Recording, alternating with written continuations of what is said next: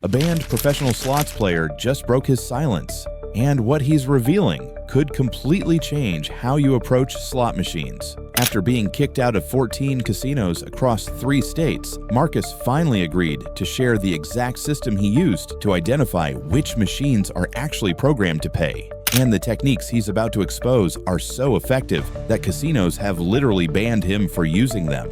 By the end of this video, you'll know the 7 insider strategies that Marcus used to turn $5,000 into over $180,000 before the casinos caught on. Let's kick it off with the first strategy that changed everything for him. Marcus wasn't always a slots expert. In fact, he started out like most casual players, wandering around the casino floor, randomly picking machines that looked fun. For the first 6 months of his gambling career, he estimates he lost about $12,000. That's when he met someone who changed everything. A former slot floor manager named Linda, who had just retired after 23 years in the industry. Over coffee one afternoon, Linda revealed something that Marcus had never considered. According to her insider knowledge, casinos don't randomly place slot machines on the floor. There's actually a specific strategy based on player psychology and traffic patterns. And if you understand this strategy, according to her analysis, you can identify which machines are set to pay better. Here's what Linda explained,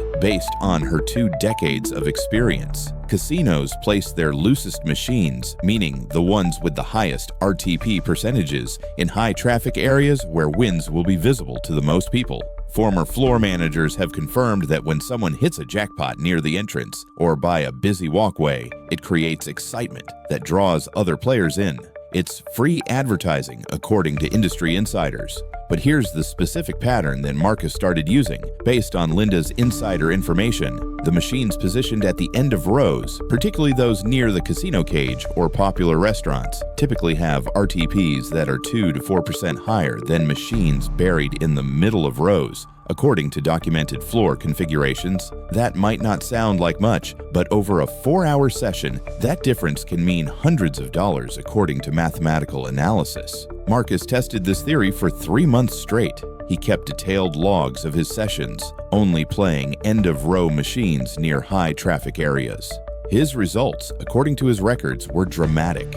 In those 3 months, he was down only $400 total, compared to the $12,000 he'd lost in the previous 6 months playing randomly selected machines. The placement pattern was real, according to his documented experience. But here's where casinos started getting suspicious, according to Marcus. He wasn't just winning more, he was consistently targeting the same strategic positions. And stick around, because strategy number 4 is the one that actually got him banned from his first casino, and it involves something most players never even notice. After Marcus figured out the placement strategy, he needed to solve another puzzle. Which denomination actually gives you the best odds? Most players assume higher denominations mean better returns, but according to insider analysis, that's not always true. Marcus met a woman named Jennifer at a slot tournament who had worked as a slots data analyst for a major casino corporation. Over drinks, she revealed something that completely contradicted conventional wisdom. According to internal casino data she had analyzed, the sweet spot for RTP isn't actually the highest or lowest denominations. It's somewhere in the middle based on statistical performance records. Here's what the data showed, according to Jennifer's insider analysis. Penny slots typically have the worst RTP on the floor, usually ranging from 85 to 88%, because casinos know these machines attract casual players who don't care about odds. High-limit slots, the $5, $10, or $25 machines, do have better RTPs, usually 92 to 95%, but they eat through your bankrolls so fast that one cold streak can wipe you out in minutes, according to mathematical projections. The sweet spot, according to Jennifer's analysis of thousands of machines, is the dollar denomination. Former analysts report that dollar slots typically have RTPs between 90 and 93%, which is significantly better than penny or nickel slots, but they don't drain your bankroll as quickly as high-limit machines. You get better odds with more playing time. According to the data, Marcus tested this immediately. He shifted his entire strategy to only playing dollar machines in those strategic end-of-row positions. The results over the next 2 months, according to his logs, were stunning. He turned his $400 loss into a $7,800 profit. He'd finally cracked the code on denomination according to his documented results. but Jennifer warned him about something else. According to her insider knowledge, casinos track players who consistently win, especially those who seem to have a system, and they were already starting to notice Marcus. One pit boss had apparently commented on how he only played certain machines. The heat was building, according to reports. Before I reveal strategy number 3, I'd really appreciate it if you'd subscribe and let me know in the comments. What's your preferred slot denomination and why? Alright, back to the strategies. This strategy sounds crazy, but according to multiple industry insiders, the time of day you play can actually impact your odds. And Marcus stumbled onto this completely by accident. He'd been playing mostly evening sessions because that's when he got off work. But one day, he had to take a personal day and decided to hit the casino at 10 a.m. on a Tuesday morning. According to his records, he had his best session ever that day, winning $3,400 in just under 3 hours on machines that had been cold for him during evening sessions. Confused by this pattern, Marcus reached out to a former slot technician named Dave, who he'd connected with online. Dave explained something that most players never consider according to his insider technical knowledge. While slot machines use random number generators and each spin is technically independent, casinos can and do adjust the overall floor settings based on expected traffic patterns according to industry practices. Here's how it works based on Dave's technical explanation. During peak hours, Friday and Saturday nights, when casinos are packed with recreational players who are going to play regardless of odds, some casinos will tighten their floor settings slightly. The RTP on individual machines might drop by 1 to 3% according to technical documentation. Most players never notice because they're not tracking their results carefully enough based on observations. But during off-peak hours, weekday mornings, and early afternoons, some casinos will loosen their settings to attract and retain the smaller player base. According to Dave's insider analysis, this is especially true for local casinos that depend on regular players rather than tourist traffic. They want those morning regulars to have good experiences so they keep coming back, according to industry logic. Marcus tested this theory religiously for 6 weeks. He started taking morning shifts at work and playing exclusively between 10 a.m. and 2 p.m. on weekdays. His records show that during this period, he won 68% of his sessions compared to only 32% when he'd been playing evenings and weekends. The time of day pattern was undeniable, according to his documented results. But here's what Marcus didn't realize, according to later reports. By consistently showing up during the same time windows and targeting the same strategic machines, he was creating a pattern that casino surveillance was starting to notice. And the strategy we're about to reveal, number 5, is what finally triggered the first casino to ban him permanently. This strategy sounds weird, but according to Marcus and several other advantage players, it's surprisingly effective. And it's something casinos absolutely don't want you paying attention to. Marcus learned this from a former casino host named Patricia, who managed VIP players for 8 years. She revealed something during a conversation that seemed bizarre at first. According to her insider observations, you can often identify recently serviced or newly placed machines by certain telltale signs, and these machines tend to run differently in their first few days on the floor, based on player reports. Here's the logic according to Patricia's insider analysis. When slot machines are serviced, reset, or newly installed, technicians have to test them extensively. During this testing phase, according to technical protocols, the machines often cycle through their full range of outcomes, including bigger wins to ensure all features are functioning properly. Some advantage players have reported that machines seem slightly looser in the 48 hours after major service, based on anecdotal evidence. But how do you identify recently serviced machines? According to Patricia, there are physical tells. The machine will look cleaner than others around it. The screen might be slightly brighter because it's been recalibrated. The buttons might feel firmer because they haven't been pressed thousands of times yet. And here's the weird part, according to her observations. The machine area often smells slightly different, like cleaning solution or that new plastic smell, according to sensory analysis. Marcus started using what he called the smell test combined with visual inspection. He'd walk the floor, specifically looking for machines that appeared to have been recently serviced. According to his logs, when he found these machines in his strategic positions, his win rate jumped to over 70% for those specific sessions. It was almost too good to be true, based on his documented results. But this is where things got dicey, according to Marcus. He was playing a freshly serviced dollar machine near the casino cage, one that he'd identified using the smell test that morning. Over 3 hours, he'd turned $200 into $2,800. As he was cashing out, a pit boss approached him and asked to speak privately. According to Marcus's account, they took him to a back office and told him he was no longer welcome at that casino. They didn't give a specific reason, but they mentioned they'd noticed his pattern of machine selection. He was banned on the spot, according to reports. After being banned from his first casino, Marcus had to expand his operation to other venues. And that's when he discovered something that completely contradicted what most players believe about loyalty cards. According to multiple industry insiders, the common advice about loyalty cards is actually backward based on how casinos really use that data. Marcus met a former casino marketing director named Robert at a slot conference. Robert had worked in casino marketing for 15 years and managed loyalty programs for 3 different properties. What he revealed, according to his insider knowledge, shocked Marcus. Most players believe that using a loyalty card makes machines tighter because the casino knows you're tracking your play. But according to Robert's insider analysis, the opposite is actually true in many cases. Casinos want loyalty card usage because it provides valuable data, but they also know that regular players who track their results will stop coming if they consistently lose.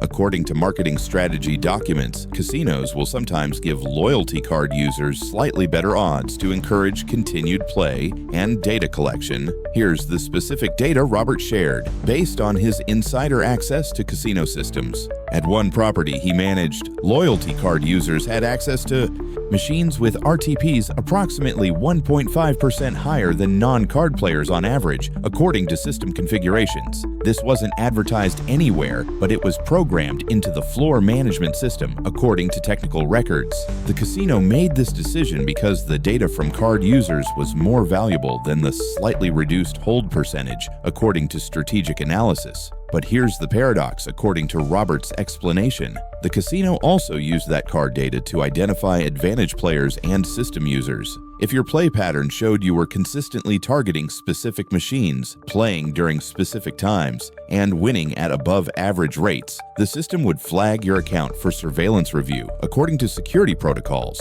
Marcus started using his loyalty card religiously at new casinos, and his results confirmed Robert's information. His overall win rate increased, according to his records, but he also knew he was being tracked, and eventually that data would be used against him based on how the system worked. Over the next 8 months, Marcus was banned from 6 more casinos. Each time, according to reports, surveillance had identified his strategic machine selection, his specific timing patterns, and his above-average win rates through loyalty card data. The system that gave him slightly better odds was also the system that eventually got him caught, according to documented casino responses. This strategy is something Marcus discovered entirely on his own through thousands of hours of observation. And according to former slot technicians, it's based on a real quirk in how some slot machines are programmed. Marcus noticed that certain machines seemed to go through cycles. They'd be cold for extended periods, then suddenly hit multiple bonus rounds in a short window, then go cold again.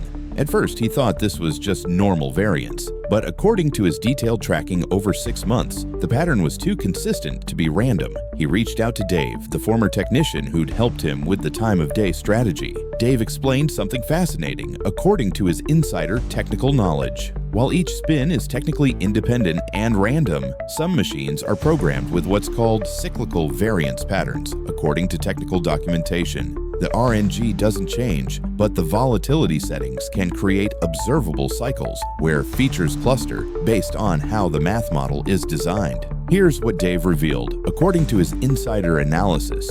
If you observe a machine for 30 to 45 minutes without playing, and you see it trigger 2 or more bonus rounds during that observation window, there's a statistical likelihood it's in a hot cycle that could continue based on volatility patterns. Conversely, if a machine hasn't triggered a bonus in 200-plus spins that you've observed, it's likely in a cold cycle that could persist, according to technical analysis. Marcus started using this observation strategy religiously. He'd arrive at a casino and spend the first 30 to 45 minutes just walking the floor, watching machines, tracking bonus frequencies. According to his logs, when he played machines that had triggered multiple bonuses during his observation period, his win rate jumped to 74%. When he played machines that appeared cold during observation, his win rate dropped to only 31%. The pattern was clear, according to his documented results. But this strategy had a major downside, according to reports. It required Marcus to spend significant time observing before playing, and his behavior was highly unusual. Surveillance footage reportedly showed him walking the floor with a small notebook, watching machines without playing, then suddenly sitting down at specific machines. To casino security, according to insider reports, this looked exactly like advantage play or machine scouting. It was another red flag that contributed to his eventual bans based on casino security analysis. This final strategy is the most advanced and also the most controversial, and according to Marcus, it's what helped him turn his $5,000 starting bankroll into over $180,000 before the casinos shut him down completely. The strategy is based on something a former casino mathematician named Dr. Sarah Chen explained to Marcus at a gambling conference. According to her insider technical knowledge, multi-denomination machines, the ones where you can switch between penny, nickel, quarter, and dollar plays on the same machine, have a quirk in how their RTP settings are configured across denominations. Here's what Dr. Chen revealed, based on her analysis of game mathematics. On many multi-denomination machines, the RTP isn't adjusted proportionally across all denominations, according to programming specifications. Sometimes the penny setting has an 86% RTP, the nickel has 88%, the quarter has 90%, but the dollar setting has 93%. That's a logical progression according to standard industry practice. But on some machines, according to technical documentation, the quarter setting might actually have a higher RTP than the dollar setting due to how the manufacturer configured the pay tables. It's a quirk that most players never notice based on observations. Dr. Chen explained that if you can identify these machines and find the denomination with the optimal RTP, you can exploit a significant mathematical advantage, according to her analysis. But finding these machines requires testing according to her methodology. You have to play small sample sessions at different denominations and track your results carefully based on statistical principles. Marcus spent 2 months testing multi-denomination machines across 5 different casinos. He'd play 100 spins at each denomination level, tracking his results meticulously. According to his records, he identified 12 specific machines across these casinos where the quarter denomination had RTPs that appeared to be 2 to 4% higher than the dollar denomination based on his sample data. These became his target machines, according to his strategy. Over the next 4 months, Marcus focused exclusively on these 12 machines, always playing at the optimal denomination he'd identified. His results, according to his documented records, were extraordinary. He won $89,000 during this period, turning his operation into what was essentially a profitable business, based on his calculations. But the casinos caught on, according to reports. Marcus was now banned from 14 different properties across 3 states. Surveillance had identified his multi-denomination testing pattern and his consistent targeting of specific machines at specific denominations. Casino security reports allegedly described him as a professional advantage player using system play, according to insider sources. He was done according to the final assessment. Today, according to reports, Marcus no longer plays slots in physical casinos. He's been facial recognized and banned from most major casino chains. But what he proved, according to his documented results, is that slot machines aren't purely random luck. There are patterns, strategies, and exploitable advantages if you know what to look for, based on insider knowledge and systematic analysis. The 7 strategies Marcus used: placement patterns, denomination optimization, time of day play, machine condition assessment, loyalty card usage, bonus frequency observation, and denomination jumping, turned him from a losing recreational player into someone who won over $180,000 before the casinos shut him down, according to verified records. But here's what casino insiders want you to know, according to their statements. These strategies work, but they also make you a target. If you win consistently using systematic approaches, casinos will notice. And they have every legal right to ban you, according to gaming regulations. The house always protects its edge, according to industry practices. So now you know exactly how Marcus chose slot machines that actually paid. Subscribe for more insider gambling strategies that casinos don't want you to know about.